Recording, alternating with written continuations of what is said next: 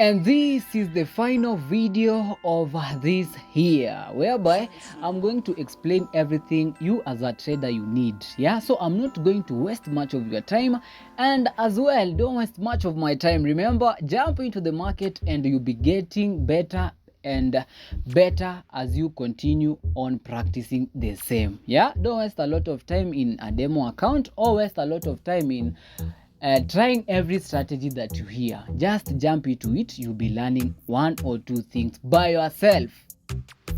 Straight into the video, and I'm going to suspend the academy until January because we are in December and a lot of activities is happening. So from today I'll be just posting videos on how I flip accounts or on how I trade rather than more of these classes. Yeah, so remember, the academy is suspended to January, so there'll be little of activities under the Heist Academy. But if you want to join, remember, a subscription or commitment fee of 5,000 is compulsory. So shout out to my friends everywhere the globe, from Ghana, South Africa, Nigeria. Yeah, tunasemanga under the Heist Academy kibamba sana tunasemanga sheke vede. So straight into this. Remember, under the market, either binary or forex, the things you are going to do under the market, you are either going to buy or you are going to sell. Pay much attention to this too.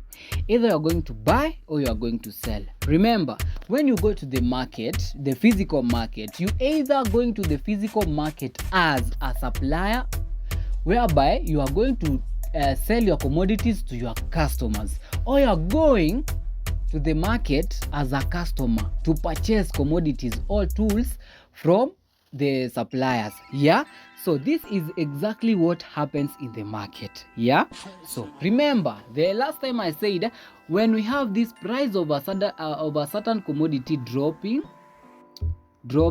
like this, yeah, this is a price of a certain commodity dropping like this.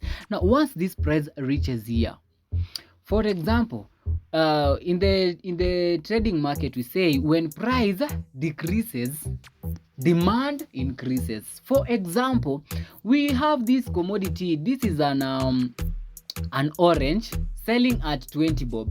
Now the price of that orange is 15. Now people will be attracted to buying that orange with the 15%, with the 15 price. So demand of this price of this orange will increase. Now that is why, after the price has reached here, now we have this demand of this orange increasing, and now the price will be rising until there. For example, this was a price of a car. It was selling at 2 million. Now it is selling at 1.5 with an offer. Now what will happen when everybody has bought this particular kind of a car or this particular kind of commodity? It is going now to lose value because everybody has it. Now people will stop buying it further. Yeah, and then the price of this commodity will be now falling. Yeah, will be now falling down. Now we have two zones here, this zone here and the other zone there, up. Now this is our supply zone and this is our demand zone. Remember, once the price reaches here, it is going to fall, and once the price reaches here, it is going to buy. So now in other terms, we are going to call this lower support, this our demand zone here, our oversold region, and we are going to call this the upper one, the overbought region. Yeah, take note of that. And remember, in the market, whatever rises must fall. Chief Panditing. Yeah. So let me go and add. Let us jump straight into this. We are going to scale here, and then we enable so that the candlestick can show us the time left for it to finish the formation. We are going to add the BB, the Bollinger Bands here, and once we have added our Bollinger Bands here, we are going to add the RSI indicator here. And once we are done, we are going to adjust the time frame to a lower time frame of 15 minutes, whereby we can understand this market more intense, more deep. Remember, when we are talking about the RSI, once the price is at the 70% mark above, we are overbought. Hence, anytime we are going to pull back to the ocean.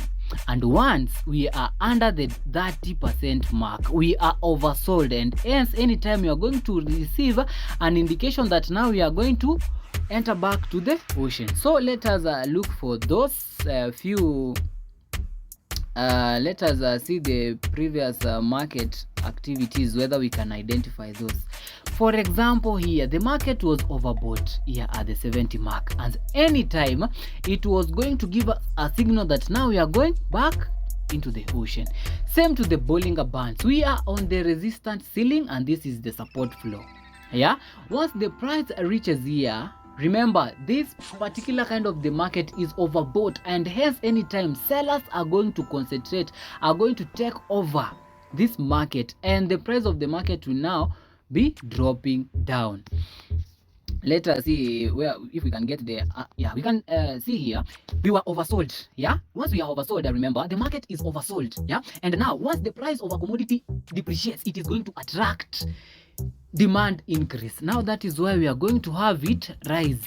Yeah, and remember we are at the support floor, so anytime you are going to pull back, yeah, or to receive that a pullback. Yeah, so once you have identified those the buying where the market is, what are you supposed to do? Remember, in any market or any trade you are taking, remember we were on the support, we were on the resistance, now we are facing rejection, now we are dropping down. What particular kind of a trade am I going to enter with this? Remember, in the market you are either going to buy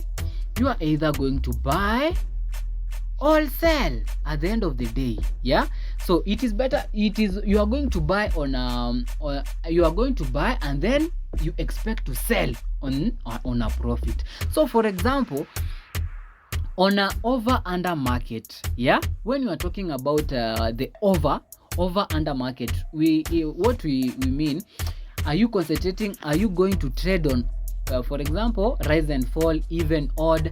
So the thing you should identify is, for example, let me use the over under market. Over and under and under. Yeah, is this under is this under concentrated to selling orders, or is this over concentrated more on buy orders? So for example, the over under market, we are still on the theme of buying and selling. Remember, once now we have sellers controlling this particular kind of a market here. So when the price is overbought, when the price of this commodity is overbought here, and we have received a signal with the Bollinger Band or the CCI that anytime we are going to, and we are going back to the ocean, and the candlestick forming here starts to form with momentum. Yeah, remember, we are now, the sellers are controlling this particular kind of a market. Now we are going with orders which are tied to the selling orders. Yeah, for example, this volatility 25 index, you can see it is a red candlestick forming, meaning sellers are now in control of this market. We are going for sell orders. For example, under digits, we are going for the fall contract. We are going for the even contract under the binary. Yeah, but for the forex, you know, when you are selling, you are selling, when you are buying, you are buying. Yeah, so let me see the time left. We are only left with 9 minutes. Now let me now once you have identified that you are going with the buying orders or the selling orders, now you are going to narrow down to the candlestick time here forming and to the characteristics of that candlestick forming. Is it receiving a lot of resistance or a lot of rejections like this before? Remember, in a trading, a tick or the slightest movement of that candlestick can either bring you to a profit or a loss. Because the time is not on my side, I'm going to add a part 2 video on the same, on how we are going to narrow down to the time left for this candlestick to finish forming, and to the characteristics of that candlestick, and how you are going to identify whether you are going to enter on a buy an over market, or an under market sell, or an even odd contract, or a rise fall contract. Until then, peace out, guys.